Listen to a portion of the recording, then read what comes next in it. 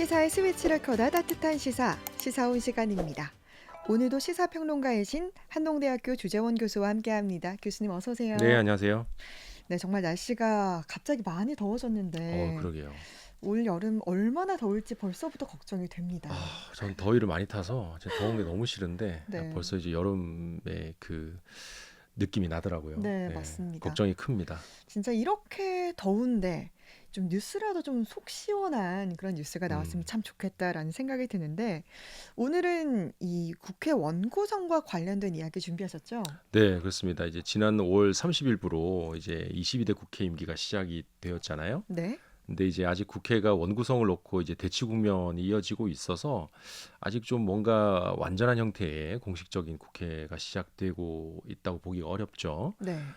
우원식 신임 국회의장이 이제 민주당과 국민의힘 등 이제 원내 정당에 10일까지 원구성 합의안을 제출하라고 주문을 했지만 결국 여러 차례 이제 회의가 결렬이 됐고 네. 어제였죠. 이제 민주당 단독으로 일단 18개 상임위원장 자리 중에 11개 위원장부터 선출하는 쪽으로 음. 진행이 됐습니다. 네. 하지만 이제 나머지 7개 상임위원장 선출도 마냥 시간을 끌 수는 없다는 입장이라서 향후에 또 국민의힘과 민주당이 어떤 식으로 음. 또 논의를 할지에 따라서 네. 국회가 또 파행으로 이어질지 아니면 좀 제대로 된 국회가 좀 이제 역할을 할 수 있을지 그 좀 굉장히 중요한 순간에 직면해 있다라고 볼 수가 있겠고요. 네. 사실 국회에 이제 여러 가지 형태의 위원회들이 존재를 합니다. 그 위원회를 기반으로 해서 이제 국회의원들이 국정 활동을 하는 거거든요. 네. 근데 이제 이러한 것들을 결정하는 것을 요즘 뉴스에 많이 나오는 음. 원구성이라고 이야기를 합니다. 마치 이제 학기 초에 우리가 반배정을 하잖아요. 이게 반배정을 하는 것처럼 국회의원들도 자신들의 전문 분야에 따라서 의정 활동을 하게 되고, 근데 그 의정 활동을 하게 될 위원회에 어느 위원회 배치가 되느냐에 따라서 네. 이제 국회 활동도 달라지니까 오늘 좀 그 원구성과 관련된 이야기를 좀 해보도록 하죠. 네. 진짜 교수님께서 말씀하신 것처럼 국회 관련 뉴스를 전달하다 보면 이 원구성이라는 단어가 굉장히 많이 나오는데 이 원구성이라는 게 이제 국회의 소관위원회 배정과 관련된 용어인데요. 이 그러면 국회 내의 위원회 종류는 좀 어떤 것들이 있고 어떤 역할들을 하는지 좀 소개해 주시죠.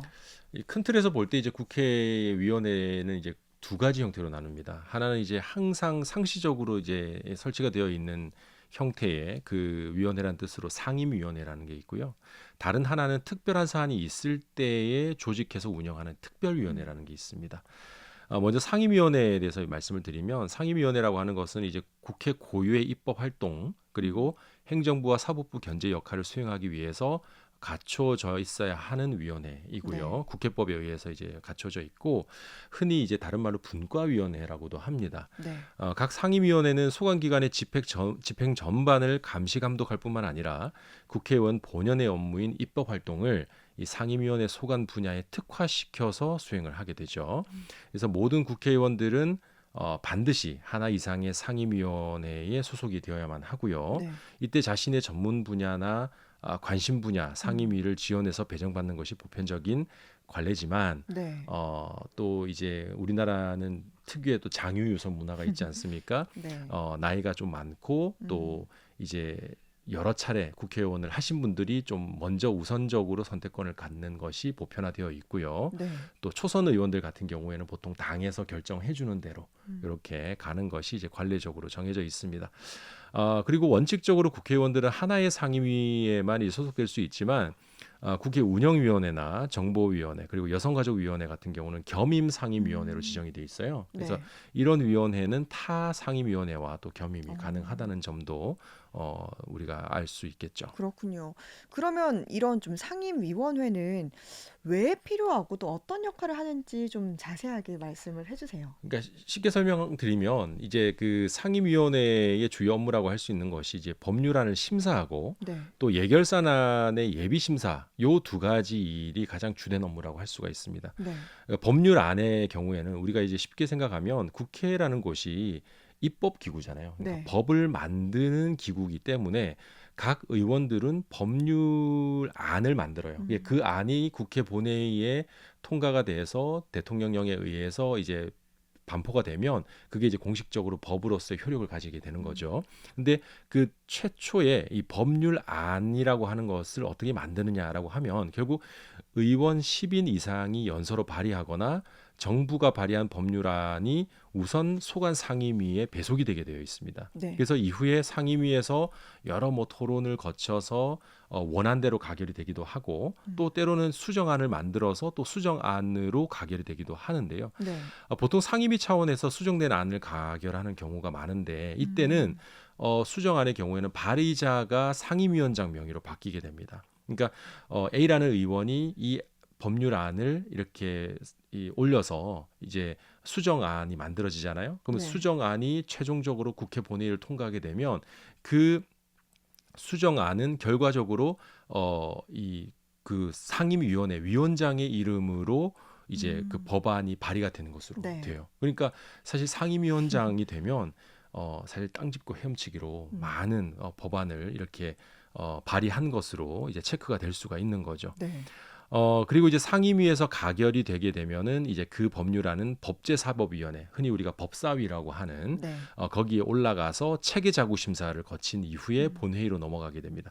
그렇기 때문에 이제 우리나라 국회법상 법사위라고 하는 곳은 일종의 미국으로 치면은 상원 의원의 역할을 하는 거예요. 그래서 상원 의원의 역할을 하는 모든 법이 법사위를 지나서 본회의로 나가게끔 돼 있기 때문에 네. 지금도 원구성을 놓고 민주당과 국민의힘이 계속해서 법사위원장 자리를 놓고 계속 갈등을 했던 거거든요. 네.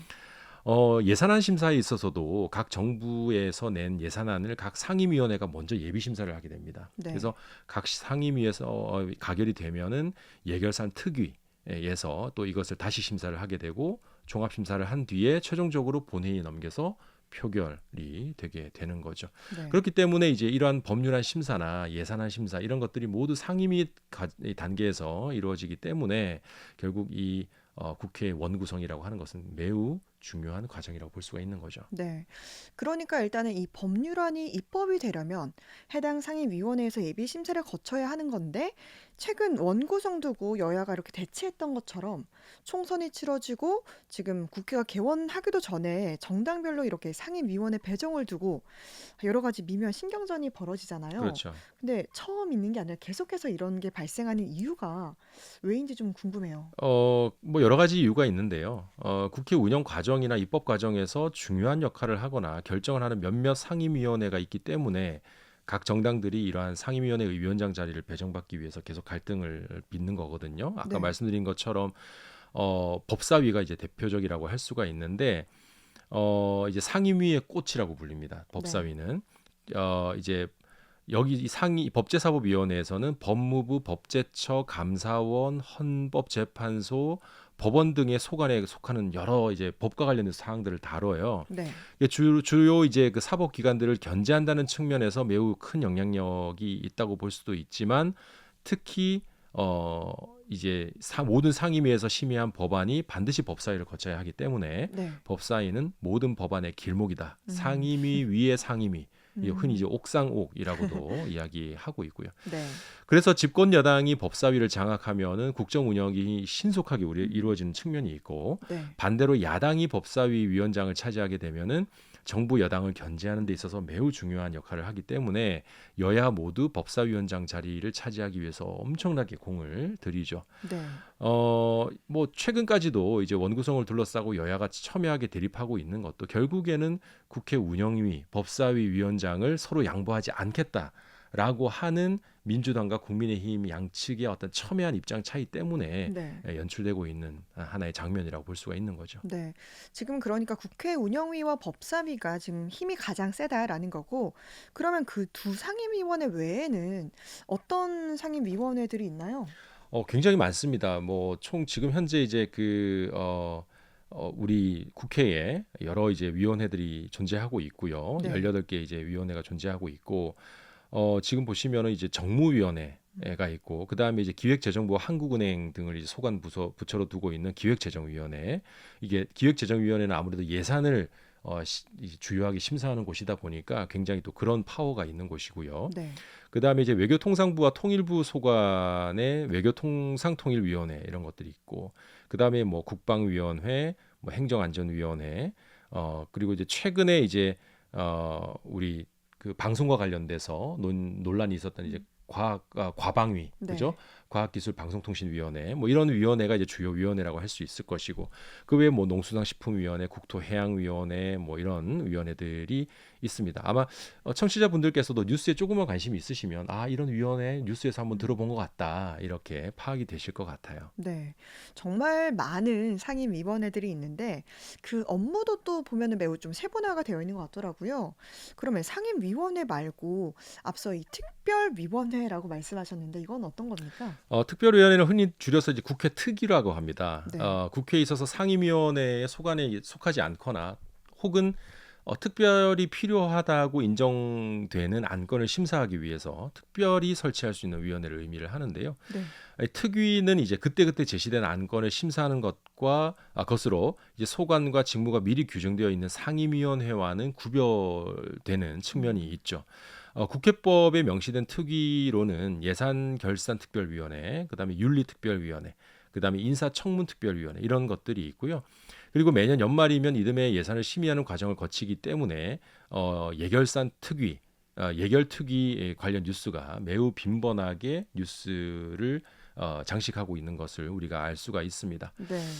이런 어떤 그 상임위원회, 특위 뭐 이런 것들을 통해서 통상적으로 국회의원들이 이제 국회 활동을 하게 되는데 이제 22대 국회가 이제 개원을 했지 않습니까? 네. 원구성이 이제 얼마나 빠른 시일 내에 이루어질지 음. 모르겠습니다만은 지난 21대 국회에서도 이제 국회 임기 이후에 한 달 반이 지나서야 원구성이 됐어요. 네. 그러니까 이런 것들 보더라도 사실 너무 좀 시작도 하기 전에 이 진을 빼는 것이 아니냐, 음. 뭐 이런 이 비판들이 나옵니다.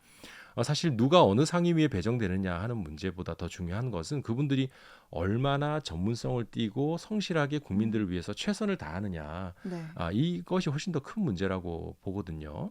그러니까 저는 아무쪼록 좀 역량 있고 또 성실한 국회의원들이 각 상임위원회 또 특별위원회에서 초심을 잃지 않고 음. 최선을 다해서 국민들을 위해서 일해 주시기를 바라고 국회의원들이 얼마나 또 열심히 일을 하고 소관 상임위원회나 특별위원회에서 제대로 된 역할을 수행하는지 음. 국민들은 계속해서 또 관심을 갖고 또 감시자 역할을 잘 해야 되겠죠. 네, 각자의 자리에서 열심히 최선을 다해야겠습니다. 오늘 국회 원구성과 관련된 이야기 나눠봤습니다. 주재원 교수와 함께했습니다. 네, 고맙습니다. 고맙습니다.